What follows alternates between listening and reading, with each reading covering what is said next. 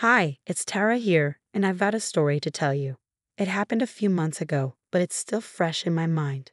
I want to share it to help you understand toxic behavior and when to stand up against it. I'm 32 years old and live with my husband Stephen, who's also 32, and our kitten. Stephen and I have been together since high school. We got married young and went to different colleges, but our relationship stayed strong. Next month, we'll celebrate 15 years together, but there's a hitch. My mother-in-law, Lily, won't be joining us. Lily never really warmed up to me. She has 2 sons, and she's always doted on them since they were born. In her eyes, no one is good enough for her boys. When Steve and his older brother C were kids, they enjoyed all the attention from their mom. They loved her a lot and didn't notice how controlling she could be. As they got older, Lily's controlling ways became a problem for her teenage sons. They weren't allowed to date or hang out with girls outside of school. Lily didn't let them have sleepovers with friends and threatened to punish them if they argued. Steve and Sean went to the same high school as me, so I knew them a bit. While Steve kinda agreed with Lily's rules, Sean rebelled. He often got in trouble for sneaking out and hanging out with girls. His mom even came to school once to threaten his girlfriend at the time. What Lily didn't realize was that Sean had grown a backbone and didn't listen to her anymore. He stood up for Jessie, his now wife, when Lily tried to scare her away and insult her. When they turned 18, they started avoiding Lily more and more. Lily wasn't happy about it at all. Stephen also thought Sean went too far. We were still new in our relationship, so I didn't say much to avoid arguments. But then Lily started targeting me. She did everything she could to break us up, even planning an expensive trip to Hawaii during prom week to keep us apart. Stephen did ask her to cancel the trip, but that was the only time he stood up to her. Whenever Lily criticized me and said hurtful things, Stephen didn't defend me. He even started believing her when she said I might cheat on him when we went to different colleges. We ended up taking a short break, and Lily took Stephen out to celebrate our breakup. She never thought Stephen would come back to me. She was furious that we got back together. She kept harassing and humiliating me every chance she got. I tried talking to Stephen about it, but it didn't go well. Hey Tara, you know my mom is really disrespectful to me. I've always tried to be nice to her, but all she does is criticize me and call me names. I'm getting fed up with it. Can you talk to her about it? Tara, my mom's still upset about what happened with Sean. She's worried about losing me too. She just wants what's best for me and my future. Try not to take her words too personally. So you're okay with how Lily treats me? Seriously, Steve, remember when she tried to break us up? She only did that because she was worried you might cheat. If you had cheated on me, I would have been really hurt. She was just trying to protect me from getting hurt. Are you serious? She used your fears against you to break us up. How can you defend that? No matter what I said, Steve never saw things from my point of view. He always thought I was overreacting and believed Lily was just trying to protect him. He refused to believe me when I said Lily calls me to criticize me. He insisted Lily would never do such a thing and accused me of lying. Even Sean tried to talk sense into him. After hearing everything, Steve argued with Sean, saying he betrayed their mom. Things got weird between Sean and Steve. Sean ended up marrying Jessica, the same girl Lily tried to scare off. He invited Steve and me but didn't tell Lily about the wedding. Lily was furious and tried to get Steve to convince Sean to invite her.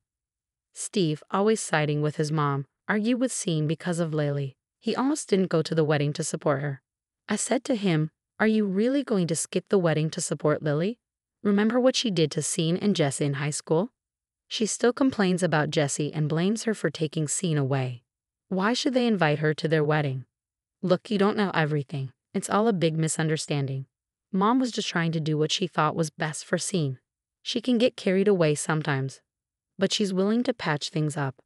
We're family and we shouldn't hold grudges. It's their wedding, and they can choose who to invite. It's not our place to make demands. We should respect their decision. I know I can't change much, but that's why I'm not going to the wedding. I want them to realize they're making a mistake.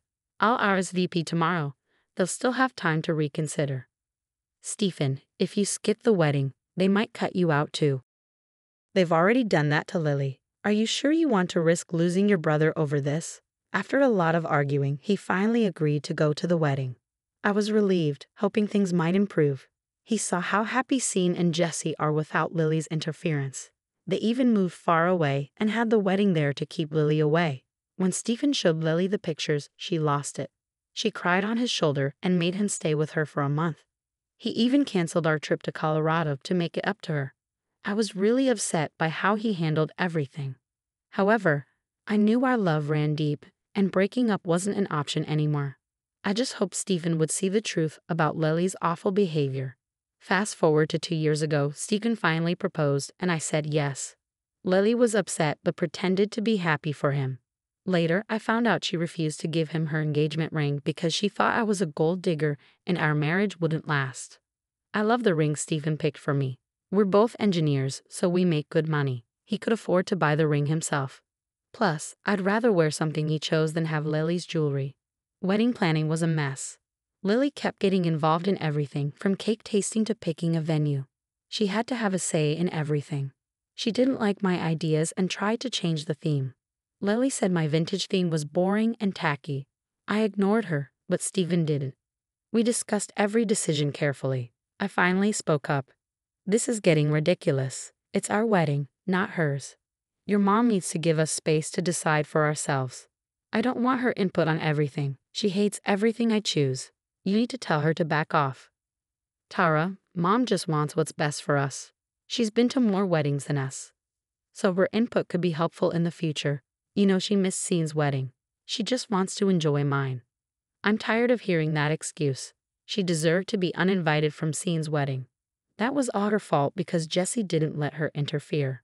I won't let her control everything. She's welcome to be involved, but she can't criticize my choices. This is our wedding, Stephen. She already had hers. After a lot of persuading, he finally told Lily to back off. She threw a fit but calmed down a bit. Unfortunately, Stephen still went along with a lot of her choices. I was sad at first, but I knew it was also Stephen's day, so I went along to avoid more trouble. I wasn't confident enough to stand up for myself, and Stephen was too influenced by his mom to think clearly. The wedding turned into another disaster when Lily showed up in a white dress that looked like a bridal gown. Thankfully, Stephen realized the problem and insisted she change before the ceremony. She pretended she didn't have another dress. But my maid of honor came to the rescue with a dress I had bought for her. Lily had no choice but to wear it. During the reception, she made tearful speeches about feeling like she was losing her sons to awful women like me and Jesse. She tried to make herself out to be the victim and criticize our relationships. It made everyone uncomfortable, even her own family. My maid of honor took the microphone away and tried to lighten the mood. On our honeymoon, Lily called us constantly, crying about feeling lonely. She called Stephen repeatedly, and when she couldn't reach him, she called me. Where's my boy? What have you done to him? It's only been a month since the wedding, and you're already taking him away. No matter what you do, he'll always choose me over you. He'll never love you more than his mama. Lily, we're on our honeymoon. You can't keep calling us like this. Stephen's phone died, so he went back to our room to charge it. Why would I keep him away from you? I know how you are, Tara. All you want is his money. You can't stand the fact that he supports me. He sends me money and gifts every month. You want to isolate him so you can take all his money. But I won't let that happen. He's been taking care of me since his father died 10 years ago. Lily, I don't care if he supports you. You're his mom, so of course, he helps you out. I earn enough for both of us, so I don't want his money anyway.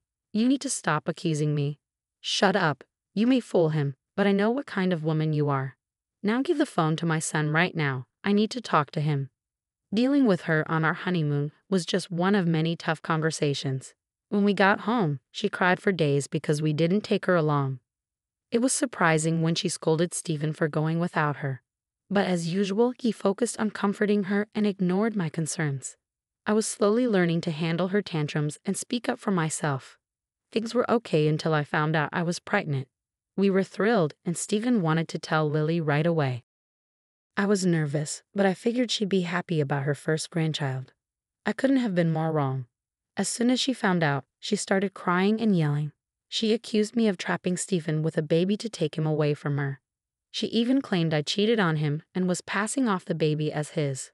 My husband tried to calm her down, but she wouldn't listen. I was tired of her drama by then.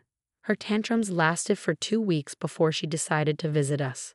She came early in the morning and let herself in with a spare key.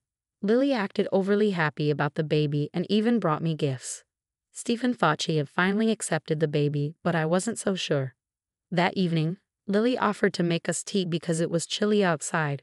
Stephen was grateful for her kindness and gave me a look like he was saying, "See, I told you she's okay now." I decided to investigate. I excused myself and went to the kitchen to check on Lily. I saw her making tea and adding something from a carton. Both my husband and I are allergic to lactose, so we only use a specific brand of oat milk. The carton Lily used wasn't ours. She used the oat milk for one cup and the other carton for the other. I thought maybe she was just using a different kind of vegan milk for variety. But I was still uneasy when she handed me the suspicious mug. I panicked and switched cups with my husband when they weren't looking. We drank our tea, but Lily just smirked at me the whole time. Luckily, nothing happened that night. But in the early hours of the morning, I heard my husband throwing up in the bathroom.